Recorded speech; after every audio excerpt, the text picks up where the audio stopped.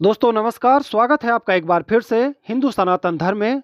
इस चैनल पर आपको हिंदू सनातन धर्म से संबंधित जानकारियां मिलेंगी, तो हमारे चैनल को सब्सक्राइब जरूर करें, जिससे हम जो भी वीडियो डालें सबसे पहले आप तक पहुंचे। आज हम बात करेंगे, क्या घर में महाभारत रखने से लड़ाई होती है।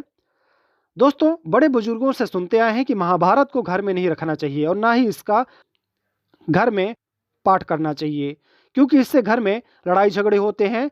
क्या यह धारणा सही है या नहीं, आइए जानते हैं इसके संबंध में कुछ खास बातों के बारे में। दोस्तों, चार वेदों के बाद महाभारत को पांचवा वेद माना गया, अर्थात इसे वेद के समान दर्जा प्राप्त है। जब वेद रखे जा सकते हैं तो इसे भी रखा जा सकता है, क्योंकि वेद में भी महाभारत के युद्ध के समान ही 10 राज्य और इंद्र वृत्रासुर का वर्णन मिलता है। 10 राज्य या 10 राजा के युद्ध में भी आपसी कुल की ही लड़ाई का वर्णन मिलता है। इसके साथ ही इसे कई घरों में दुर्गा सप्तशती, रामायण, पुराण या अन्य ग्रंथ मिलते हैं, सभी में ही युद्ध का वर्णन मिलता है। तो यह समझना कि युद्ध का वर्णन होने के कारण हम इसे घर में नहीं रखें, क्या यह उचित है। इसके साथ ही कोई यह मानता है कि इसे घर में रखने से रिश्तों में खटास आती है, तो रामायण में भी रिश्तों को लेकर बहुत कुछ है। आप यह सोच सकते हैं कि इससे आपका दाम्पत्य जीवन खराब हो सकता है और आपको भी वन में रहना पड़ सकता है। घर में ऐसे कई उपन्यास भी होंगे जिसमें रिश्तों को लेकर बहुत कुछ लिखा होगा। दुनिया के हर धर्म ग्रंथों में रिश्तों और युद्धों को लेकर बहुत कुछ लिखा हुआ है। प्राचीन काल में हर घर में महाभारत ग्रंथ होता था, लेकिन मध्यकाल में यह धारणा कैसे फैली या फैलाई गई कि महाभारत को घर में नहीं रखना चाहिए, यह कोई नहीं जानता। यह एक अफवाह है जो अब सच के रूप में स्थापित हो चुकी है।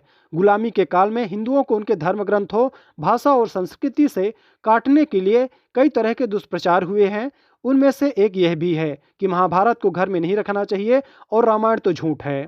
महाभारत में वेद, पुराण, उपनिषद, भारतीय इतिहास और हिंदुओं के संपूर्ण ग्रंथों का सार है और निचोड़ मिलता है। अतः इस ग्रंथ का घर में होना तो अत्यंत ही जरूरी है, क्योंकि सिर्फ इसे पढ़ने और समझने से संपूर्ण ग्रंथों और इतिहास को पढ़ और समझ लिया जाता है। महाभारत न्याय, अन्याय, रिश्तों और जीवन से जुड़ी हर समस्याओं का वर्णन मिलता है। यह ग्रंथ व्यक्ति को बुद्धिमान और समझदार बनाकर समाज एवं राजनीति में भी निपुण बनाता है। अतः प्रत्येक व्यक्ति इस ग्रंथ का अध्ययन करके इसमें लिखे सूत्रों को समझना चाहिए, जो जीवन में बहुत ही काम आते हैं। जो बालक बचपन में ही महाभारत का अध्ययन कर लेता है, वह बड़ा होकर बहुत ही मेधावी निकलता है, क्योंकि जो ज्ञान हम जीवन भर में अनुभव से हासिल करते हैं, वह ज्ञान महाभारत में लिखा है, जो कि पहले ही हासिल हो जाने के जीवन में कब क्या हो सकता है, इसका ज्ञान पूर्व में ही हो जाता है। ऐसे में व्यक्ति को यह ज्ञान जीवन पथ पर सफलतापूर्वक आगे बढ़ाने में मदद करता है। रामायण इस बात पर जोर देती है कि जीवन में क्या करना चाहिए, और महाभारत इस बात पर जोर देती है कि जीवन में क्या नहीं करना चाहिए। इसलिए घरों में दोनों ही ग्रंथों का होना और उन्हें अपने बच्चों को पढ़ाना बहुत ही जरूरी है। महाभारत में श्री कृष्ण के गीता ज्ञान के अलावा और भी कई तरह के ज्ञान शामिल हैं, जैसे पाराशर गीता, धृतराष्ट्र संजय संवाद, विदुर नीति, भीष्म नीति, यक्ष प्रश्न आदि, जो कि बहुत महत्वपूर्ण हैं। हिंदुओं के किसी भी ग्रंथ में यह नहीं लिखा है कि महाभारत को घर में नहीं रखना चाहिए। यदि ऐसा होता तो क्या वेद व्यास जी इसे स्पष्ट नहीं करते। यह पुस्तक जहाँ जहाँ रखी है वहाँ तो ऐसा कुछ भी नहीं हुआ है।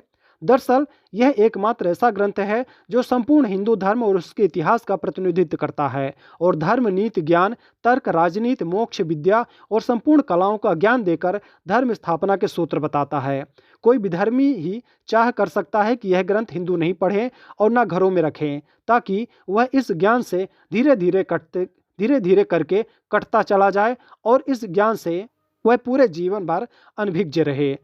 तो दोस्तों, ये जानकारी थी महाभारत के बारे में कि ऐसा कुछ भी नहीं है, ना कहीं भी ऐसा लिखा हुआ है कि महाभारत को अपने घर में नहीं रखना चाहिए। यह सिर्फ एक सुनी सुनाई बातें हैं जिन पर विश्वास करना कठिन है। दोस्तों, जानकारी अच्छी लगी हो तो वीडियो को लाइक जरूर करें। चैनल में अगर आप नए हैं तो चैनल को सब्सक्राइब करें। हम आपके लिए ऐसे ही जानकारी लेकर इसी चैनल पर आते रहेंगे। तो मिलते हैं एक नई जानकारी के साथ। जय श्री राम।